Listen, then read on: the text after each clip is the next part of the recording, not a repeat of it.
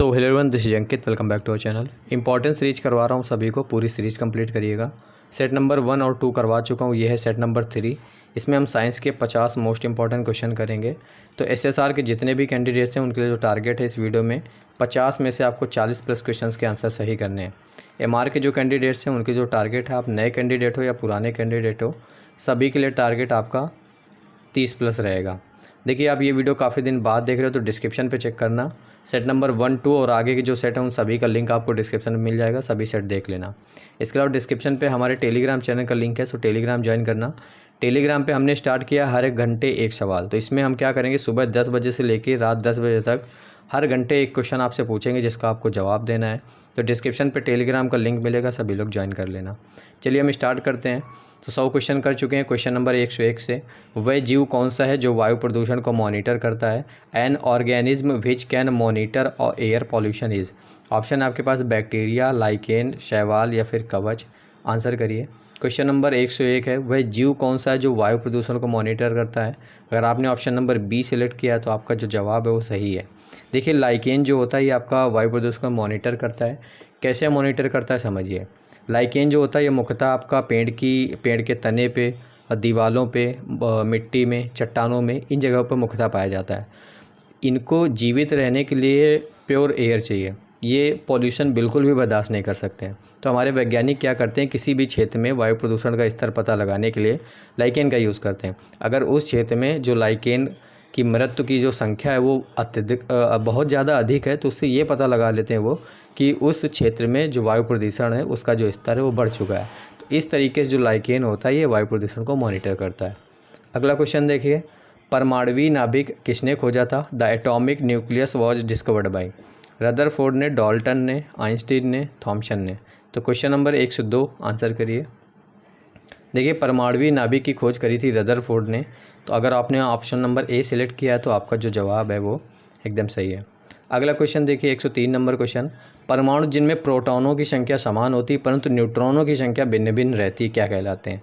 The atomic in which the number of protons is same but the number of neutrons is different are known as. तो इनको समदाबिक कहते हैं, समावयवी कहते हैं, समन्यूट्रॉनिक कहते हैं, समस्थानिक कहते हैं।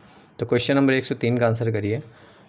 वे परमाणु जिनमें प्रोटॉनों की संख्या समान परंतु न्यूट्रॉनों की संख्या भिन्न भिन्न होती है उनको समस्थानिक कहा जाता है। तो ऑप्शन नंबर जो डी है इस क्वेश्चन का वो राइट आंसर होगा। अगला क्वेश्चन देखिए, फसलों पर डीडीटी का छिड़काव किस प्रकार प्रदूषण उत्पन्न करता है? Spraying of DDT on crops causes pollution of. वायु और मृदा, फसल तथा वायु, मृदा तथा जल या फिर वायु तथा जल। क्वेश्चन नंबर 104 आंसर करिए।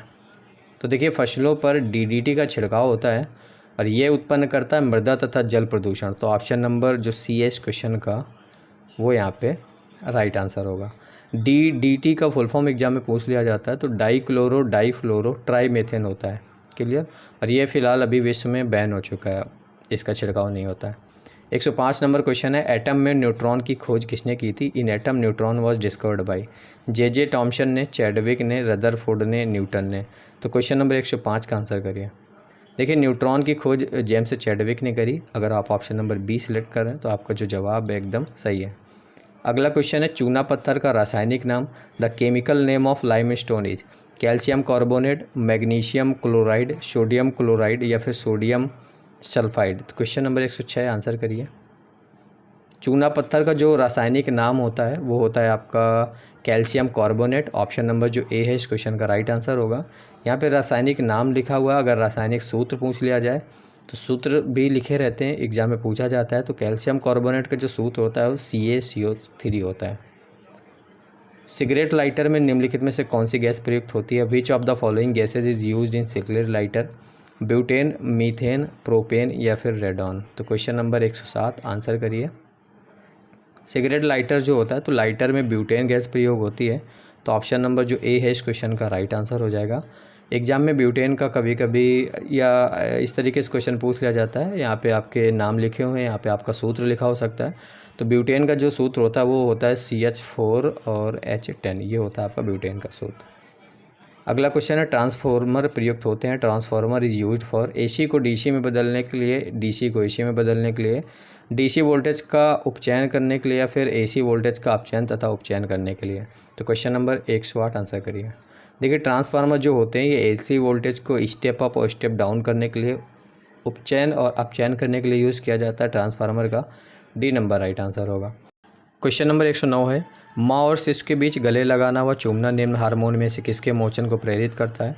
Hugging and kissing of mother to her baby initiates which of the following hormone for secretion? Insulin, noradrenaline, या फिर अगला है फॉलिक्यूलर हार्मोन, या फिर ऑक्सीटोसिन। तो क्वेश्चन नंबर 109 है, आंसर करिए। देखिए माँ और शिशु के बीच गले लगाना, चूमना, ये होता है आपका ऑक्सीटोसिन हार्मोन के कारण।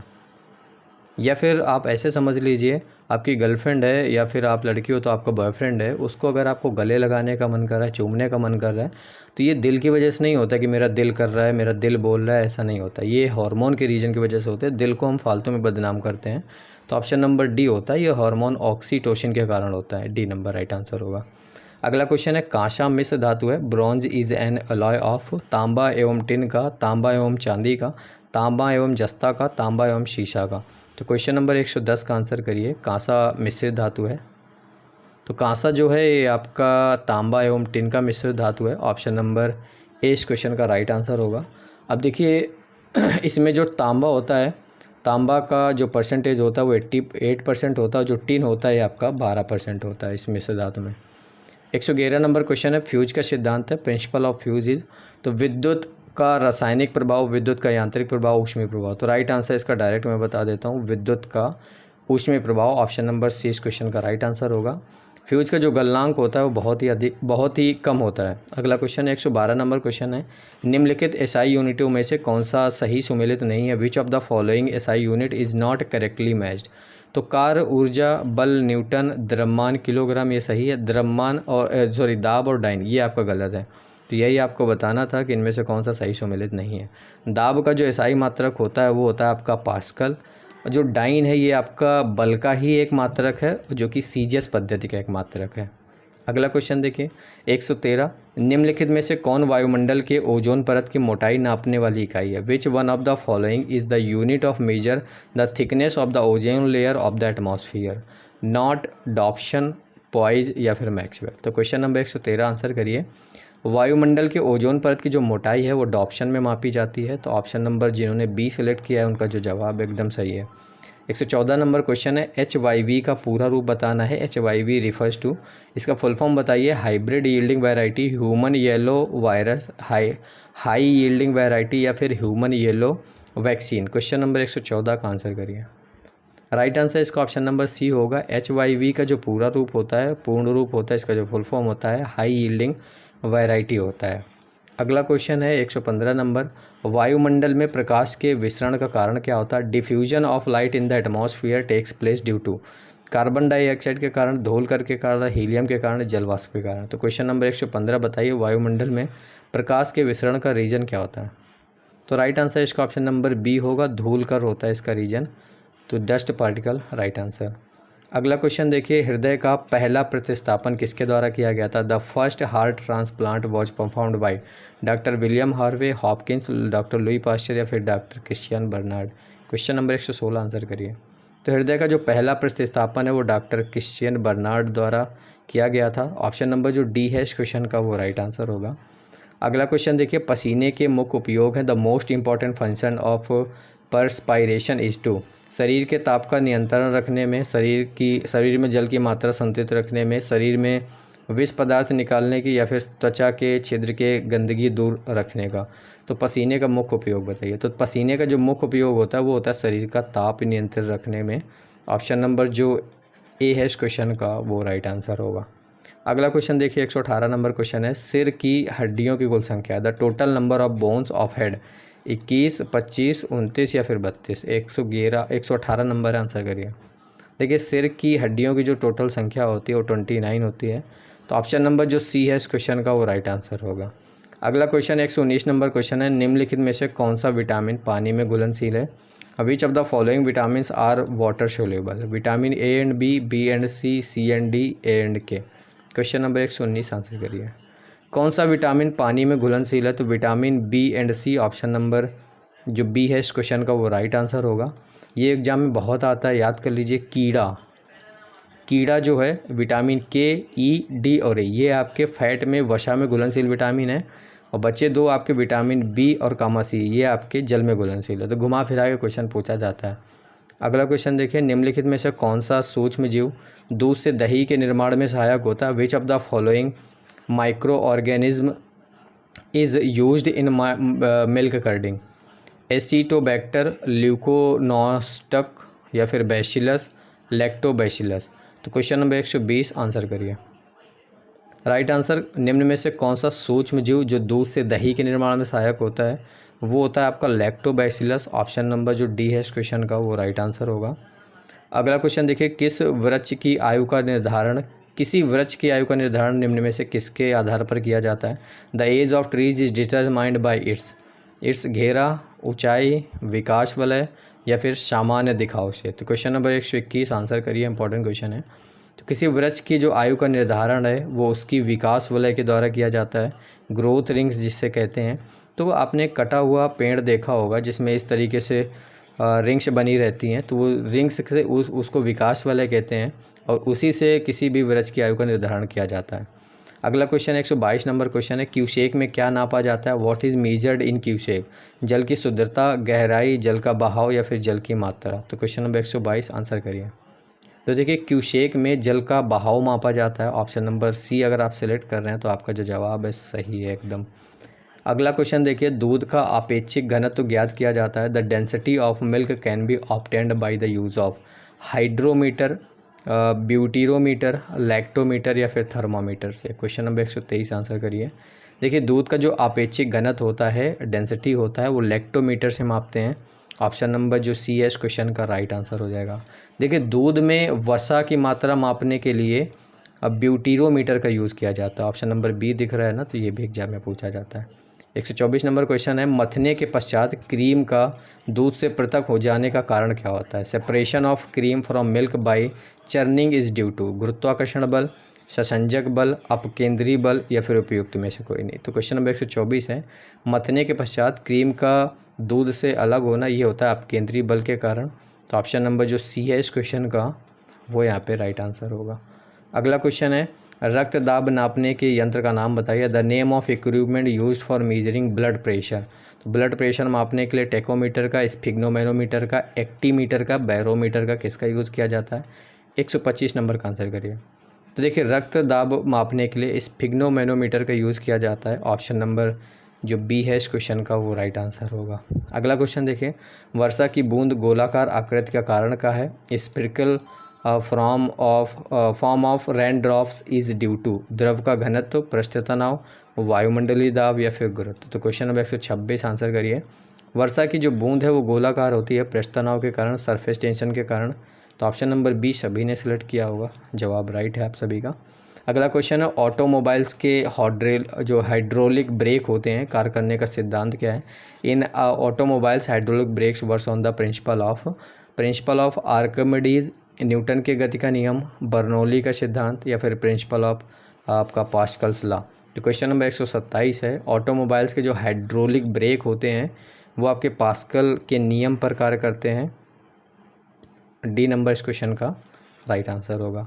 128 नंबर क्वेश्चन देखिए, हमारी छोड़ी हुई सांस की हवा में कार्बन डाइऑक्साइड की मात्रा लगभग कितनी होती है? What is the amount of carbon dioxide in the air of abundant breathing? तो 4%, 8%, 12%, 16%? क्वेश्चन नंबर 128 से बताइए, हमारी छोड़ी हुई सांस की जो हवा है उसमें जो कार्बन डाइऑक्साइड होती है वो सिर्फ 4% होती है। तो ऑप्शन नंबर जो ए है इस क्वेश्चन का राइट आंसर होगा। 129 नंबर क्वेश्चन, गैल्वेनीकृत लोहे का लेप होता है, तो गैल्वेनीकृत आयरन इज कोटेड विद, तो गैल्वेनीकृत लोहे में किसका लेप होता है? एल्यूमिनियम का, गैलेना का, चांदी का या फिर जस्ते का? तो क्वेश्चन नंबर 129 का आंसर करिए। देखिए, गैल्वेनीकृत लोहे में जस्ते का लेप होता है, तो ऑप्शन नंबर जो जिंक है, डी नंबर इस क्वेश्चन का राइट आंसर होगा।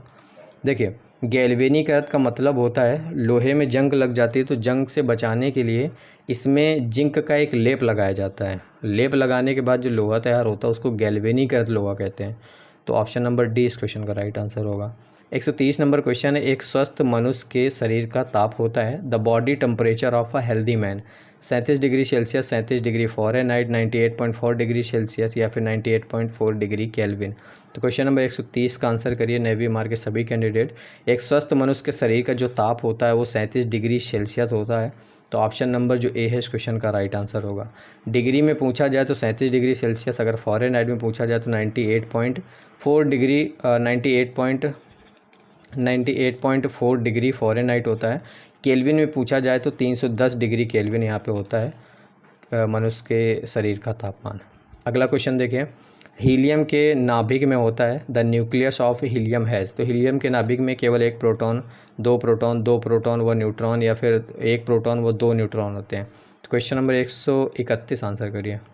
हीलियम के नाभिक में दो प्रोटॉन और दो न्यूट्रॉन होते हैं। तो ऑप्शन नंबर जो सी है इस क्वेश्चन का वो यहाँ पे राइट आंसर हो जाएगा।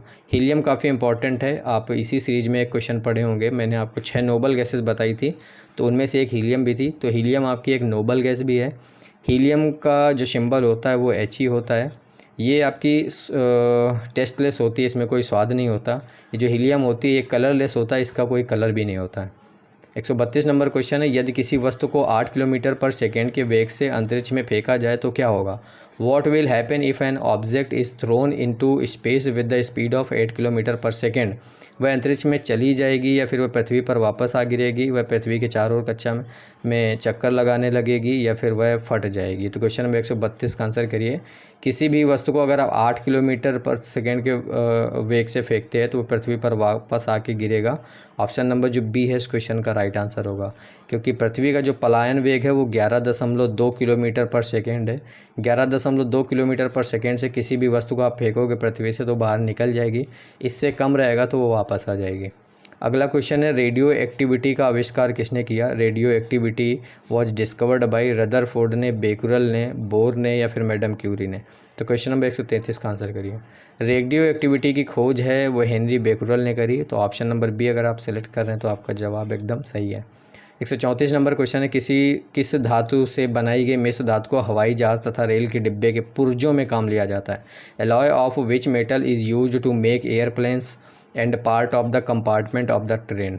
तांबा, लोहा, एल्यूमिनियम या फिर इनमें से कोई नहीं। तो 134 का आंसर करिए। तो राइट आंसर इसका ऑप्शन नंबर सी होगा, एल्यूमिनियम। एल्यूमिनियम को यूज़ इसलिए किया जाता है क्योंकि ये तांबा और लोहे से पहली बात तो हल्की है, दूसरी बात इसमें जंग नहीं लगती है इसलिए। अगला क्वेश्चन है, टांका। टांका एक मिश्र धातु है, shoulder is an alloy of. तो टांका आपका टिन और शीशे का, टिन और तांबे का या फिर टिन, शीशा और जस्ते का, तांबा व शीशा का। बताइए किसका मिश्र धातु है टांका। तो टांका जो है ये आपका टिन तथा शीशे का एक मिश्र धातु है। तो ऑप्शन नंबर ए इस क्वेश्चन का राइट आंसर होगा। अगला क्वेश्चन है, यहाँ पे हैजा के रोगाणुओं की खोज किसने की थी। Who discovered cholera germs. Robert Koch ने, रेने लेनेक ने, ड्रेशर ने, हैंसन ने। तो क्वेश्चन नंबर 136 का आंसर करिए। हैजा के रोगाणुओं की जो खोज है वो करी थी रॉबर्ट कोच ने। तो ऑप्शन नंबर ए अगर आप सिलेक्ट कर रहे हैं तो आपका जो जवाब है एकदम सही है। अगला क्वेश्चन है 137 नंबर, निम्नलिखित में से कौन सा हास्य गैस लाफिंग गैस के रूप में प्रयुक्त होता है। Which is used as laughing gas. Nitrous oxide, nitrogen oxide, nitrogen tri oxide या फिर नाइट्रोजन टेट्रा ऑक्साइड। तो क्वेश्चन नंबर 137 इसका आंसर करिए। लाफिंग गैस नाइट्रस ऑक्साइड को कहते हैं। तो ऑप्शन नंबर जो ए है इस क्वेश्चन का राइट आंसर होगा। यहाँ पे नाइट्रस ऑक्साइड लिखा है, अगर सिर्फ सूत्र लिखा रहेगा तो याद रखिएगा N2O ये इसका सूत्र होता है। अगला क्वेश्चन है, लिक्विड पेट्रोलियम गैस LPG के मुख्य अवयव बताने। The main component of liquid petroleum gas. तो LPG के जो मुख्य घटक हैं डायरेक्ट मैं आंसर आपको बता देता हूँ। राइट आंसर इसका ऑप्शन नंबर डी होगा, मीथेन, कार्बोमोनो ऑक्साइड और हाइड्रोजन। ये आपके LPG के प्रमुख अवयव होते हैं, मुख्य घटक होते हैं। अगला क्वेश्चन देखिए 139 नंबर क्वेश्चन है, करनाल बंट रोग होता है। करनाल बंट इज़ अ डिसीज़ ऑफ। जौ फसल का, गेहूं फसल का, बाजरा फसल का या फिर ज्वार फसल का। तो क्वेश्चन नंबर 139 है, करनाल बंट जो है ये एक रोग है और ये गेहूं फसल का एक रोग है। तो ऑप्शन नंबर जो बी है इस क्वेश्चन का वो राइट आंसर होगा। इम्पॉर्टेंट क्वेश्चन है, एग्ज़ाम में क्वेश्चन पूछा जाता है कि गेहूं की फसल का कुष्ठ रोग किसे कहते हैं। तो करनाल बंट को गेहूं फसल का कुष्ठ रोग कहते हैं। 140 नंबर क्वेश्चन है, कौन सा वनस्पति तेल हृदय रोगियों के लिए उपयुक्त है। Which vegetable oil is suitable for heart patient. सूरजमुखी तेल, मूंगफली तेल, सरसों का तेल या फिर सोयाबीन तेल। तो क्वेश्चन नंबर 140 का आंसर करिए, कौन सा वनस्पति तेल हृदय रोगियों के लिए उपयुक्त है। तो सूरजमुखी तेल, ऑप्शन नंबर जो ए है इस क्वेश्चन का राइट आंसर होगा। ऐसा क्यों? ऐसा इसलिए क्योंकि सूरजमुखी तेल में फ़ैट की जो मात्रा होती है वो बहुत कम होती है।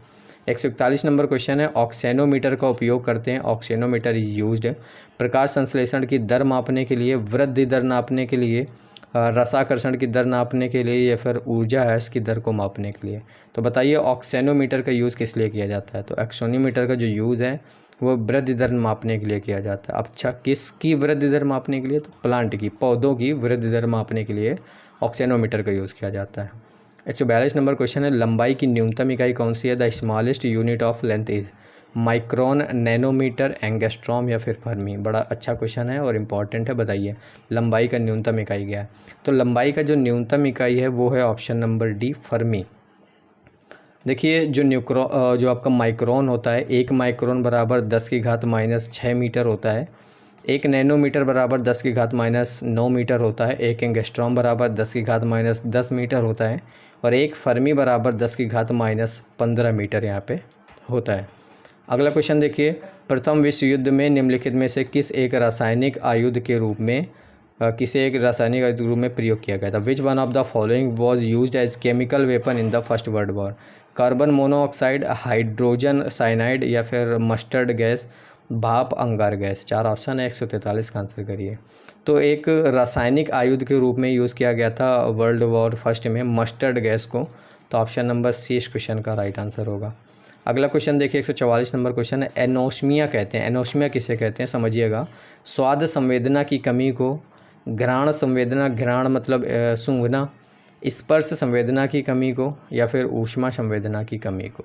तो देखिए एनोस्मिया जो होता है ये आपका घ्राण मतलब सूंघना, स्मेल करना। तो सूंघने की कमी को, जो सेंस ऑफ आपका स्मेल है उसमें अगर लॉस हो रहा है, उसमें अगर कमी है तो उस बीमारी को एनोस्मिया कहते हैं।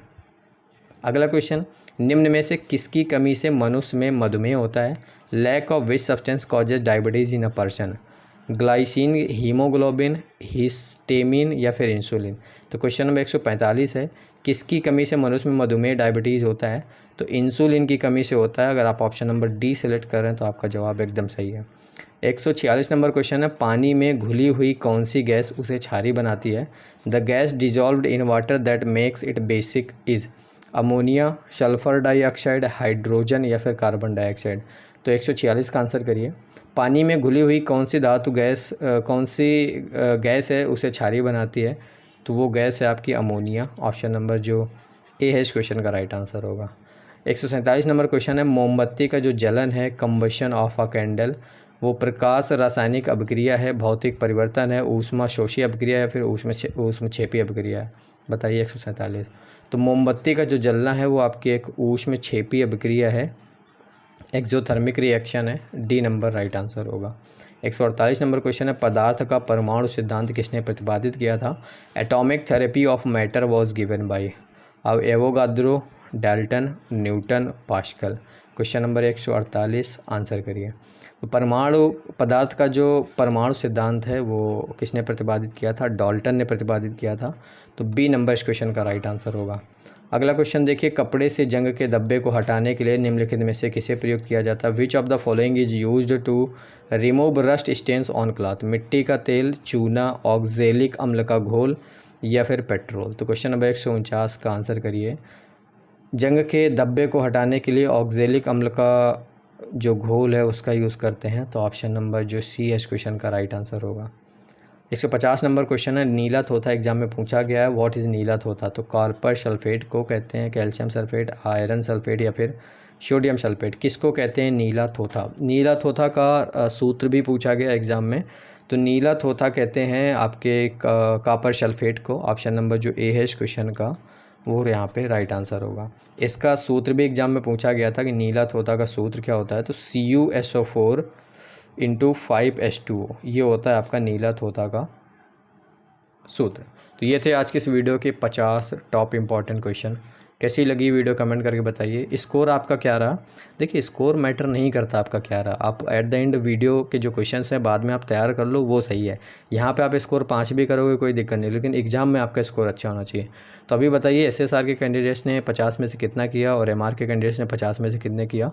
और वीडियो कैसी लगी कमेंट करके बताइएगा। देखिए, मेहनत लगती है वीडियो बनाने में, टाइम पास के लिए वीडियो नहीं डालता हूँ। मेहनत करके एक कम समय में 50 क्वेश्चन आपको प्रोवाइड कर रहा हूँ। टाइम पास के लिए हो तो 20-25 क्वेश्चन एक ही वीडियो में करके बार बार वीडियोस मैं पोस्ट करता रहूँ, लेकिन टाइम लेता हूँ। हिंदी और इंग्लिश दोनों में क्वेश्चन लेके आता हूँ, कोई भी क्वेश्चन लपेटता नहीं हूँ। जो क्वेश्चन मुझे लगता है समझाना चाहिए वो मैं आपको समझा भी देता हूँ कि ये क्या है, ये क्या है, ये क्या है। ऐसा नहीं कि बस क्वेश्चन पढ़ा आंसर बता दिया। बाकी वीडियो आपको कैसी लगी, मेहनत कैसी लगी, कमेंट करके बताया करिए। बस मुझे कमेंट अच्छे लगते हैं, लाइक सब्सक्राइब ये सब तो मुझे बिल्कुल कहता भी नहीं मैं कभी कि सब्सक्राइब कर दो, लाइक कर दो, लेकिन कमेंट के लिए मैं हमेशा कहता हूँ किया करो। ठीक है, बाय।